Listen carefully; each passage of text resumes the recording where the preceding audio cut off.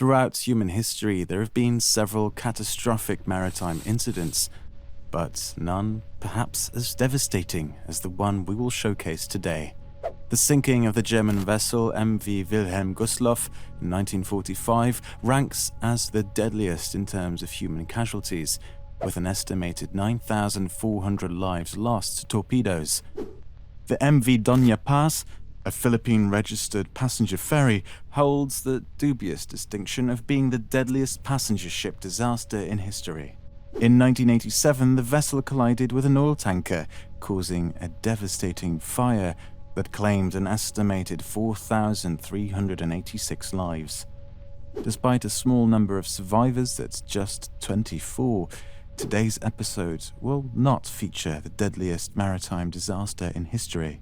Nevertheless, it may be one of the most gruesome accounts of sailors' deaths.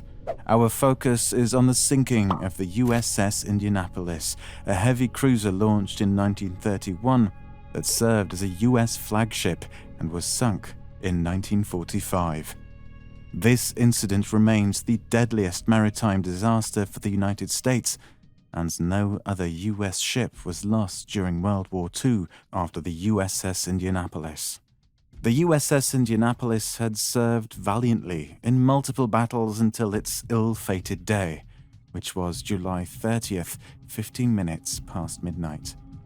At that precise moment, the ship was struck on its starboard side by a pair of Type 95 torpedoes fired by the Imperial Japanese Navy. Following the Type 93 torpedo, the Type 95 is widely regarded as one of the most devastating torpedoes of World War II and the fastest in the Japanese Navy's arsenal. With a range of 9,000 yards at 49 to 51 knots, it's far outclassed any torpedo in the United States' arsenal at that time. Being struck by a Type 95 torpedo was the last thing any Navy wanted, given its destructive capabilities. The torpedo that hit the USS Indianapolis was fired by the Japanese B-3 type cruiser submarine, the I-58, which had already inflicted significant damage on 2 US destroyers before its attack on the heavy cruiser. The sinking of the USS Indianapolis represented the I-58's greatest success in battle, and it continued its operations until Japan's surrender on September 2nd, 1945. Following the initial torpedo hit, it is estimated that it took around 12 minutes for the USS Indianapolis to sink, cutting short its planned journey from Guam to the Philippines. Around 1,199 crew members were plunged into the waters of the Pacific Ocean. Approximately 300 of them perished rapidly as the ship went down with them. The rapid sinking of the USS Indianapolis did not allow the crew to send any distress signals to the US Navy, leaving the tragedy unknown to anyone except the enemy. A survivor of the disaster recounted his experience once the ship was submerged, saying, "I never saw a life raft. I finally heard some moans and groans and yelling and swam over and got with a group of 30 men, and that's where I stayed." Captain Charles B. McVeigh, another survivor, described the impact of the torpedo strike. "I was thrown from my emergency cabin bunk on the bridge by a very violent explosion, followed shortly thereafter by another explosion." As smoke filled the air, Captain McVeigh quickly realized that the ship was indeed sinking. He recounted the harrowing experience, saying, "I was sucked off into the water by what I believe was a wave caused by the bow going down rather rapidly. Hot oil covered his back and neck, and in the darkness he could not see where the screams were coming from. Then he heard the ship plunge into the ocean. With so many sailors in the water, the situation was dire. Many of them had fuel in their eyes, which made survival even more challenging. Those who could see were unable to see far due to the waves. However, survivors later reported to the press that the ocean was relatively calm, which helped them stay afloat in their life jackets. Despite the difficult conditions, they waited and hoped for rescue to arrive. As time passed, conditions for the sailors in the water worsened. Many became hungry and thirsty, and dehydration became a real danger. The lucky ones managed to find snacks in the flotsam, but others died. First were those who were already injured. The feeling of despair was overwhelming, and according to survivors, some crew members took their own lives. Hours turned into days, and still there was no sign of rescue. Imagine floating in the middle of the Pacific, waiting to die. The situation pushed some of the sailors clinging onto life to the brink of madness. Delirious men struggled in the water, with some hallucinating and hearing voices. Others swam away from the group, only to come back later, saying the ship hadn't sunk at all. After returning from searching for food, some of the survivors claimed they had already eaten and were no longer thirsty. This was a clear sign of psychosis, as they were on the brink of death. Others resorted to drinking salt water, which only accelerated their demise. But even those who were still strong had a terrible fate awaiting them.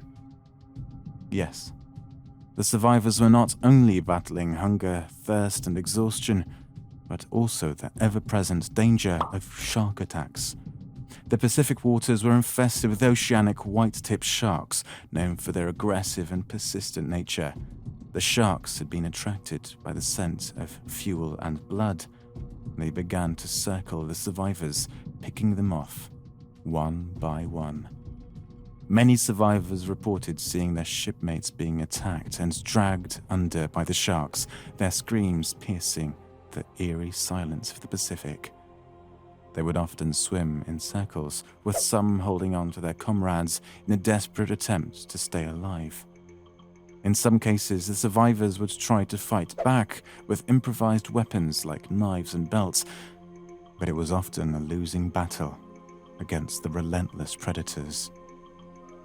The calm waters did not provide much solace for the survivors, as the presence of sharks below the surface terrified them. According to one survivor, some of them became so overwhelmed that they slipped out of their life jackets and just decided they didn't want to face it any longer. Another survivor commented that the fortunate thing for the uninjured men was that there were many deceased crew members for the sharks to feed on. He added that even the living were not spared, as the sharks would bump into them to see if they moved. According to the survivor, he was bumped repeatedly by the sharks, but luckily he wasn't their chosen prey. He also mentioned that on an average dinner time for the sharks, they would consume 3 to 4 new victims each night. As per reports, there were hundreds of sharks present in the vicinity, either actively feeding on the men or waiting for an opportunity to do so. They would launch their attacks in the morning and then loiter around for the day, sometimes injuring but not killing the men. However, come nightfall, the feeding frenzy would resume. One would come straight up and take a sailor and take him down like lightning, recounted a survivor. The water turned red with blood, and the scent of the feast attracted even more sharks from far and wide.